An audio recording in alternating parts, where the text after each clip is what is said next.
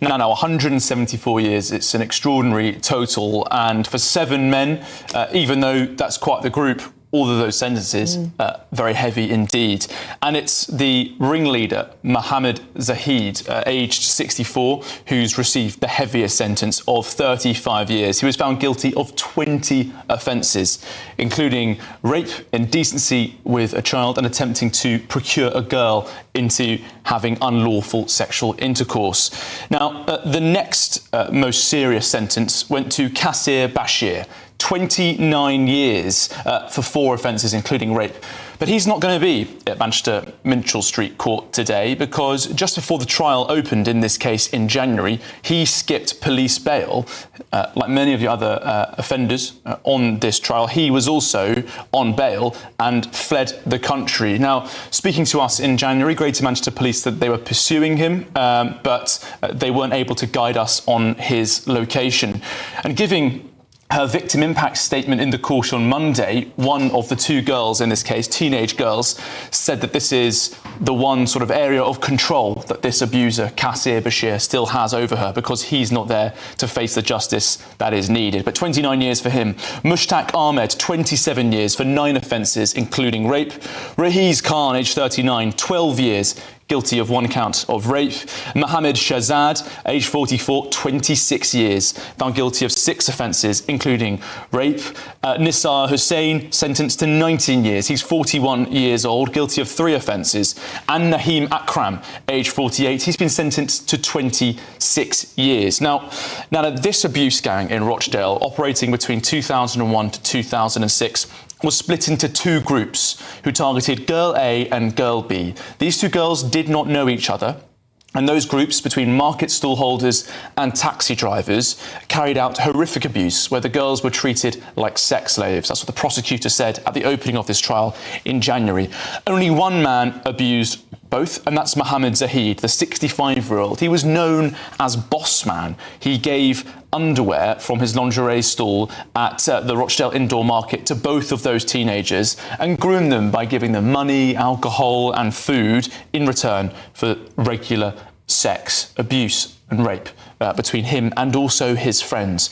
Now, during this trial, we heard about the appalling conditions that these girls were kept in damp basements, underground clothes shops, that they were abused on mattresses, and that they were often having abuse shouted at them by the perpetrators while they were walking in the street, that they were thrown a few pennies at the end of an abuse period in order for them to get the bus to get home. Girl A, one of the 2 very brave complainants in this case, coming forward to Greater Manchester Police's CSE, Major Investigations Team, she said that more than 200 offenders abused her during this period. So while, Nana, we have some justice with 7 men being sentenced today for very lengthy prison sentences, a total of 174 years, she said that she could have been targeted by over 200. And there were so many that it was hard to keep count. Girl B, by contrast, also experienced this horrifying ordeal on a really vast scale and was also being abused while she was staying in a local children's care home when she was preyed upon by Zahid and fellow market traders. Now, some of those traders were born in Pakistan, and so questions will be asked about their deportation. Although Kasir Bashir, age 50, not in the country, could he be in Pakistan already? Is the government ready for another extradition fight to then sentence him, jail him and deport him again? We'll see. But today, 7 men who groomed and raped 2 vulnerable teenage girls in Rochdale and the surrounding area 2 decades ago have been sentenced. At the centre of this case are 2 victims who as children were repeatedly abused, passed around and discarded by men who cruelly preyed on their vulnerabilities and exploited their difficult circumstances for their own gratification. I would like to take this opportunity to thank both victims who have shown an enormous amount of strength and dignity throughout what has been a lengthy and challenging legal process. Their determination to see justice done has been fundamental to securing these convictions. The impact of child sexual abuse extends far beyond the immediate offending. Both women not only gave evidence during the trial, but have assisted the court further by providing victim personal statements, describing in tragic detail the trauma they have carried for decades and the impact this offending has had on all parts of their lives. None of the defendants have shown the slightest remorse for what they have put the survivors through. By maintaining their denials and refusing to accept responsibility, they force these brave women to relive the abuse they suffered at their hands over a 5-month trial. Our organised child sexual abuse unit, in collaboration with Greater Manchester Police, was able to use extensive evidence to build a comprehensive picture of their offending to present to the jury, who found them guilty and delivered the justice these women deserved. All children have the right to be safe and protected. I hope the outcome of this case will encourage anyone who may be in a similar position to come forward to report their abuse to the police, knowing that we can prosecute where there's sufficient evidence, and we will do everything to support them through the process. Thank you. I'm reading these statements on behalf of the 2 victims who have bravely supported this case. Girl A. My childhood was taken away from me by these men.